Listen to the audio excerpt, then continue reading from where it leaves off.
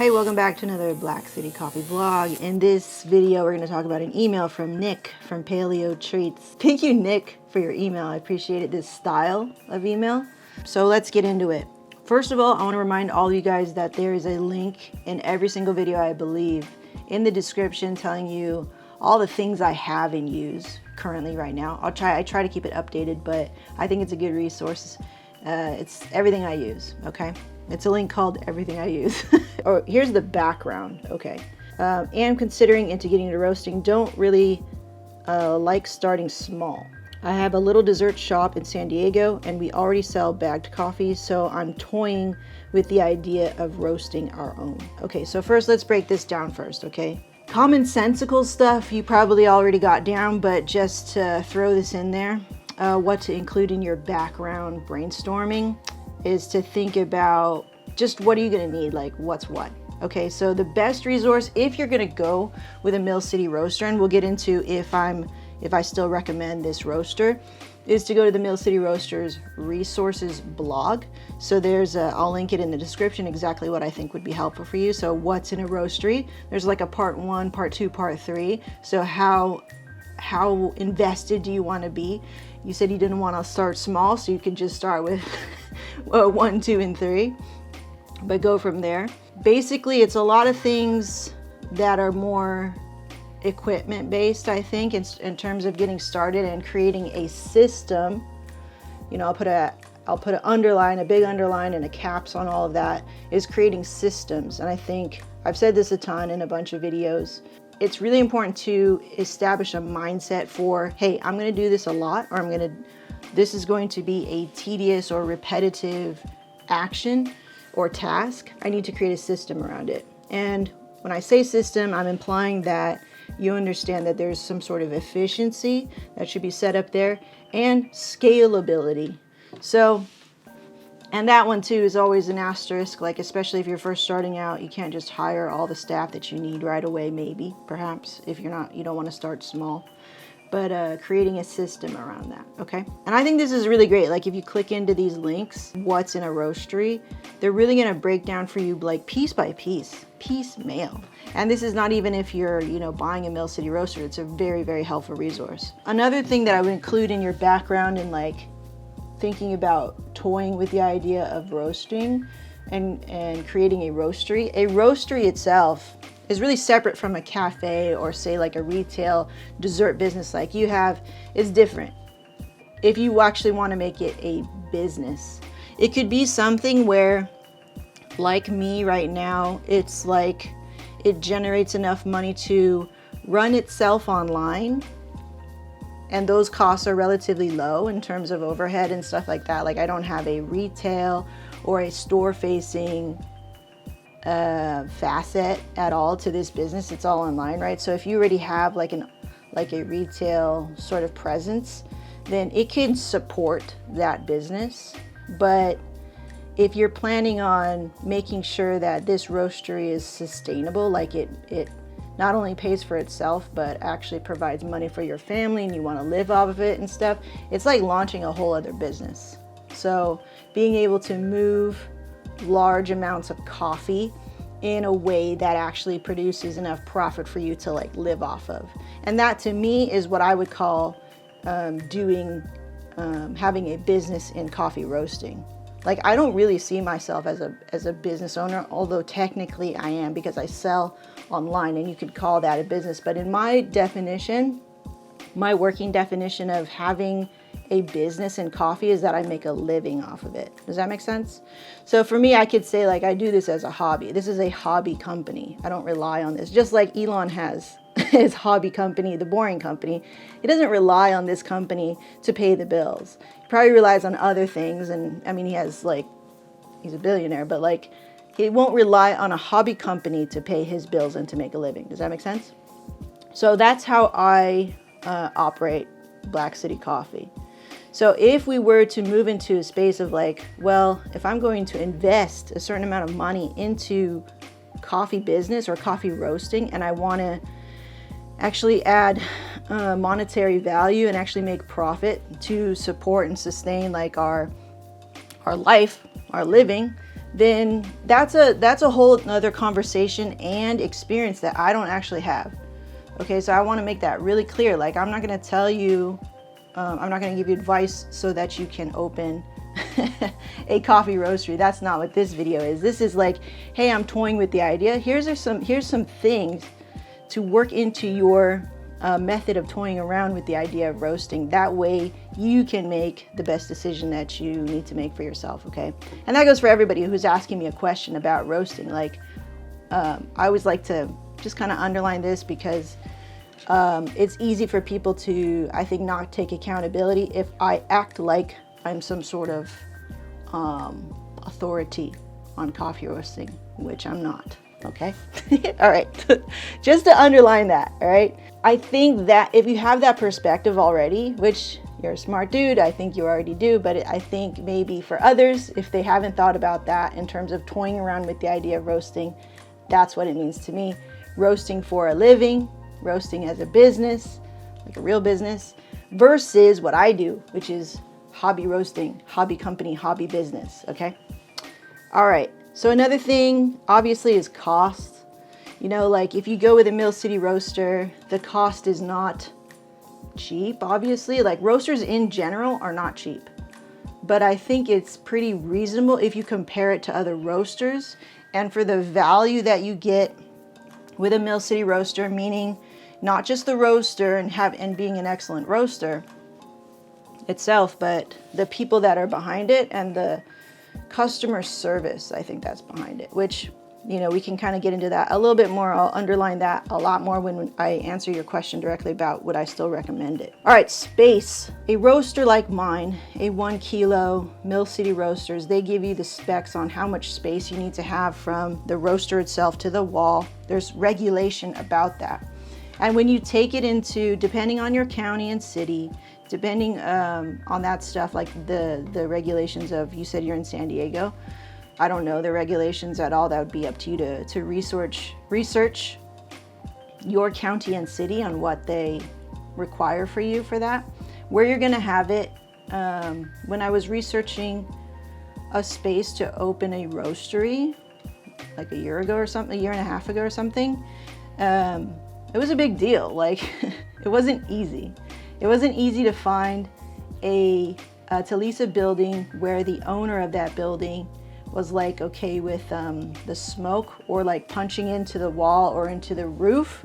Punching into the roof is a big deal. It's a big, like, I think, risk for somebody if you're doing things like on a small scale. So you'd really have to negotiate your way, I think, with the whole like, oh, I'm gonna punch into the roof or into the wall. The wall is less, I think, scary for a landowner or a building owner, a landlord, because just the compromising effects that could take place to their building, right? So they're always gonna be a little, I think, tough about that. And finding the right zone and all that stuff is so annoying, but like finding the right place. So, but if you already have like a dessert shop, I'm guessing it's already going to be set up for retail, for a restaurant sort of environment. So maybe they're not going to be so surprised or like risk averse with you because you already have a successful dessert shop, right?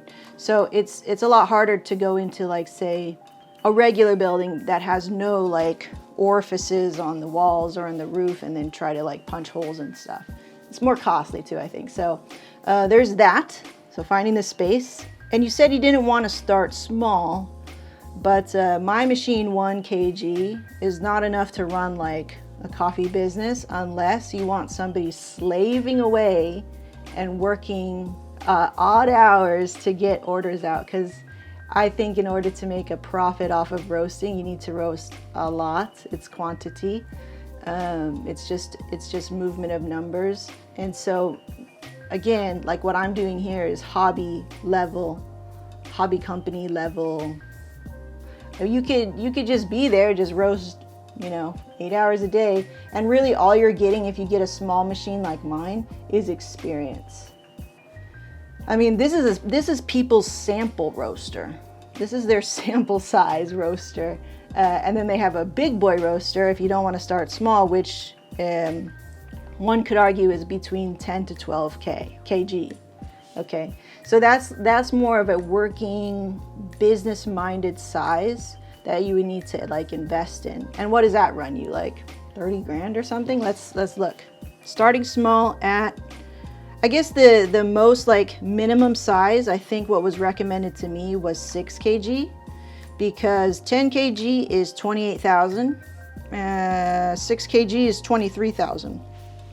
So if you knew like for sure you were just gonna go for it with coffee roasting and you had the money and you had the ability to finance it or whatever, I would go with a 10 or 12, you know, like if you're gonna go for it, like you were all in, I would just go for 10 or 12 because you want to be able to have the building blocks to scale. Now this is debatable, right? This is really up to you. That's what I would do if I was like gonna tell my husband like, screw this photography thing, we're gonna go coffee. I would be like, let's get the 10, let's get the 12, something like that, right?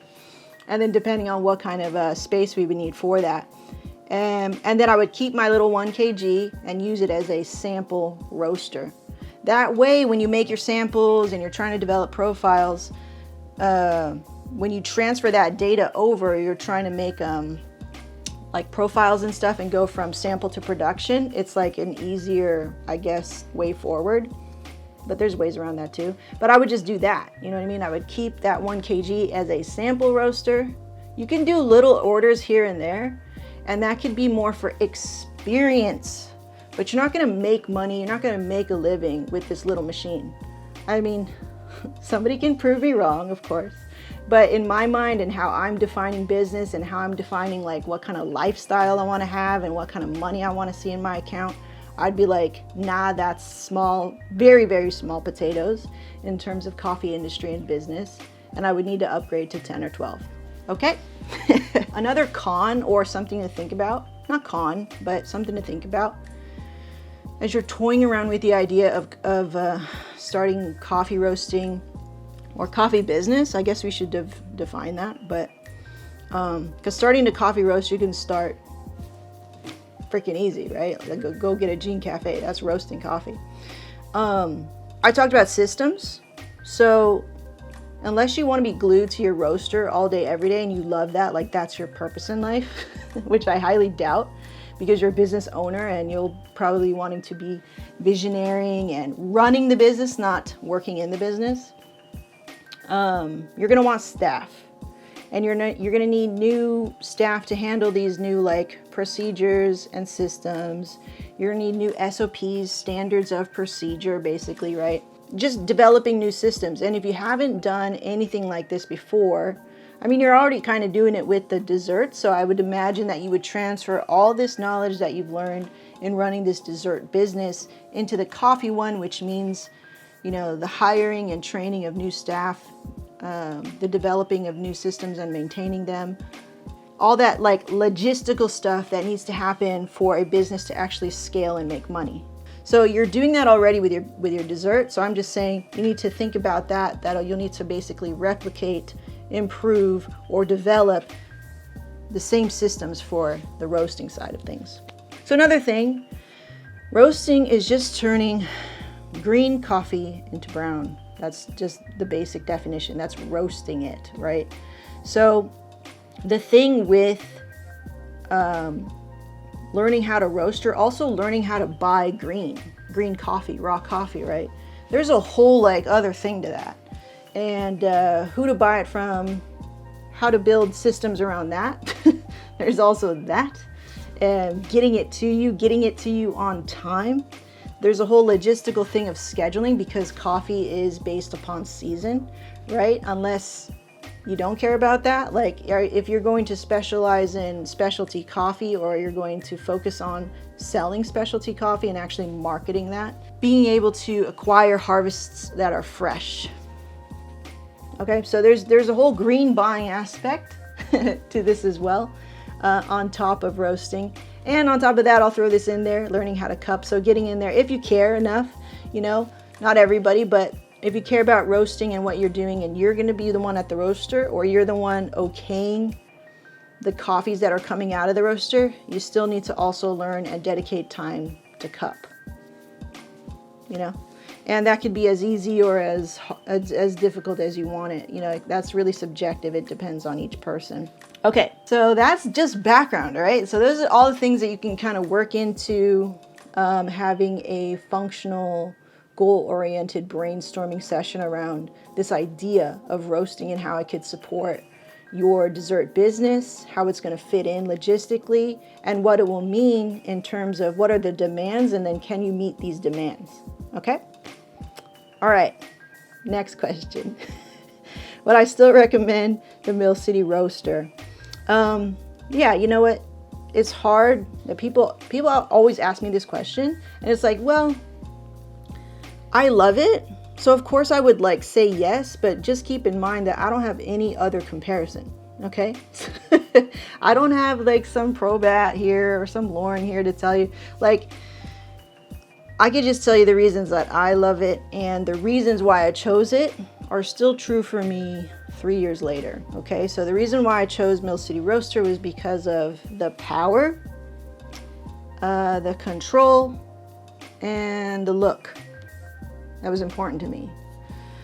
Power meaning like it had the ability to have a lot of fuel, be responsive by means of like, oh, I need more fuel now.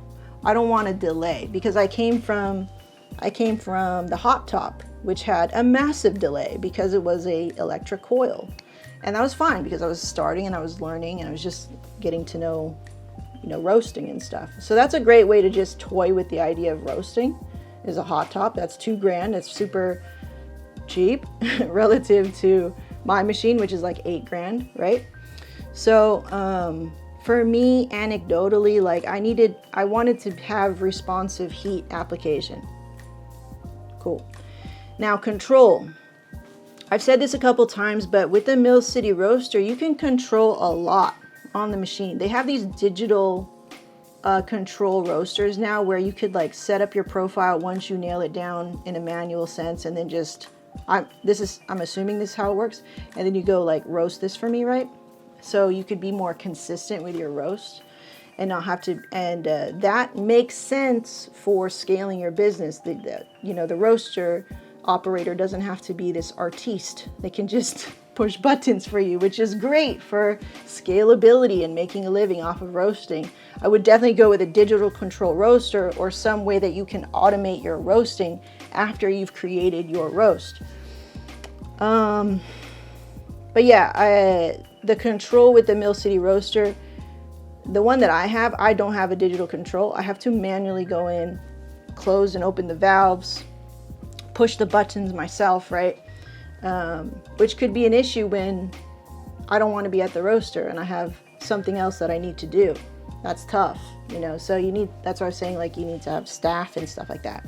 A lot of things to control, which means if something is not going right for you in the roast, potentially you're like, well, what do I change? There's so many things I can control, right? So it's kind of like, you know, like style of roasting. Do you like to have maximum control of your roast and be able to fine tune every little thing? Because you can do that with a Mill City Roaster. And I love that idea. And because I have sort of an artiste mentality, and sometimes that I don't want to be an artiste. I'm just like, ship it out. Like, I'll get this kitty whiskey out there. That's personal preference. You know, to me, that's style of roasting. Going with like a Probat, which I think you can maybe control like 2 things, versus how fine-tuned you can be with like the Mill City air or the gas, things like that. You could just be very fine-tuned about it. So there's that. Lastly, the look. Yeah, I mean, after you get into the serious big boy roasters, the look is the look. It's like, that's what it looks like, and they all look awesome. But for me, when I was like, my budget is like under 10 grand. I want it to look a certain way because I know I'm gonna make content.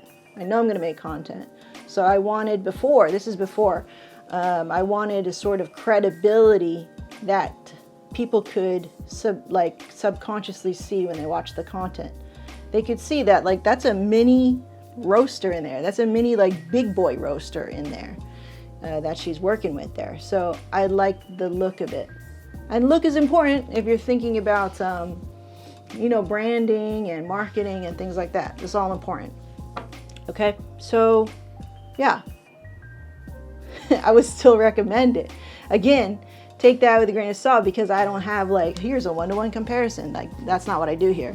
So yeah, I love it, and I loved it for the reasons why I chose it, and I still do. Another thing why I would choose the Mill City Roaster, if you weren't into all that shit that I just said, is that the value of customer service that you get from the Mill City staff.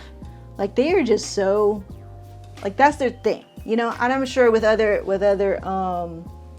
roasteries like Diedrich or Probat or whatever, pick one, they're probably so passionate. You have to be so passionate to be in this business, I think, even when you're working with machines. I just like them, you know. And I'm not a like always looking over to where the grass is greener and stuff. Like, to me, the type of person I am is like, if we have a good relationship from the get, I'm good.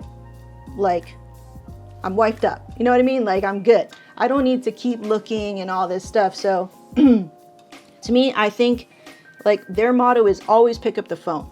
Seriously. So you call them, you have a question about your Mill City Roaster, they're more than happy to spend, you know, 15, 20 minutes with you. You could schedule one-on-one Skype appointments with them.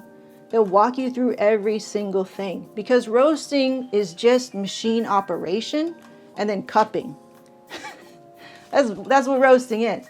So they will get you to a point where you feel very comfortable operating your machine. And then if you're in the cupping table too, and you're going, hey, I need this to be more acidic, I need this to be more sweet, whatever it is, you know how to do it because you know how to operate your machine. Okay? And every machine operates a little differently. So as long as you know how to operate your machine and you're on the cupping table, you're going to be good. But yeah, they always pick up the phone. They're phone people. And Steve over there, he's just straight up. He's just super direct. He's not going to try to like trick you into doing this, trick you into do that. He'll just tell you straight up, like, well, yeah, you can do whatever you want, but here's the deal. You know, that's his attitude, which I love. So if you like a straight up attitude and you like being told like what's up and no like weird crazy stuff on the side, go for that one. You got the RAW book. Okay, you know, the RAW book is great for putting words to observations, and I think he did a really great job in terms of like encapsulating everything that a roaster sees and observes, or that he's seen other roasters do and write it down. And I think it's still a solid resource if you had nothing, you know. If you are to go with a Mill City Roaster though, because he doesn't roast, he's not speaking from the terms of roasting with a Mill City Roaster. Again, all machines roast a little different. So if he's telling you about a Probat or a Gießen or a Loring or something like that, which is a lot of times out of the budget of a lot of people who are starting, yeah, it's going to be a little hard to make the information match up one-to-one. Okay, that was my biggest, I think, frustration when I was starting. I would read Rao's book. I go to my Mill City Roaster or even my hot top, and I try to make that data make sense, or make that, you know, theory make sense for me, which it never did. It made sense in a big way, but when I was trying to just like minutely go, okay, you do this, I do this, it wasn't really working for me. And so I had to just find other ways to like learn, which was basically trial and error, which is fine. But I think nowadays, like, they have a pretty robust blog that you could read through. I'll link that in the description, and they'll show you everything, which is amazing. Why we cup like this, how we start a roast. There's so many like roast walkthroughs with Derek and Lauren and Brian, and yeah, Bryant, and they're all great, you know. So really easy to get started. I think the biggest challenge for you is to find a system that makes sense for you in terms of cost and ROI, you know. which I didn't even get to that point. You know what I mean? Like, you're talking to somebody who was like thinking about it, doing this, what you're doing, toying with the idea, even invested some money. Not so much so like I feel like we're not in debt about it or anything like that, but like toying with the idea, toying with it, when I couldn't just straight up ask myself, like, am I willing to meet the demands of this new business? And I wasn't, and I was able to call it out on myself and be like, no, I'm not. So if you could do that like first, that would help a lot. You know, it would just help you not to maybe, you know, quote unquote waste time. I never think I'm wasting my time. But if you can get more clarity on what you want, then you'll get it faster. Once again, resources I love. This video is getting very long video. Okay. Resources I love, the Mill City Roasters blog. That's the easiest resource. You can go look and still toy with this idea. Second, go cup with a skilled person if you can. Find some cafe that offers a cupping class or a cupping session or whatever. Just try that. See how it is, okay? Maybe try to get an idea of what cupping is and how integral it's going to be in terms of, you know, providing good coffee. That's just my opinion in terms of how do I provide good coffee? I need to cup it, and I need to be a good cupper. If you're ready to like take a plunge more into roasting without even maybe getting a machine yet, is go take some roaster training. There's a great one here in Rancho Cucamonga at Clatch. That's the one I took, and they have different levels for you. So based on how, like, where you are in your level of like coffee roaster / business person, he can help you with that and tailor the training exactly to what you need. So it's not this like blank slate or a templated training. It's like based on what you need, okay? And where you want to go and what are your goals and stuff like that. I just wrote here for myself, getting into roasting will require money, time, and critical thinking. Like, I've learned so much about myself.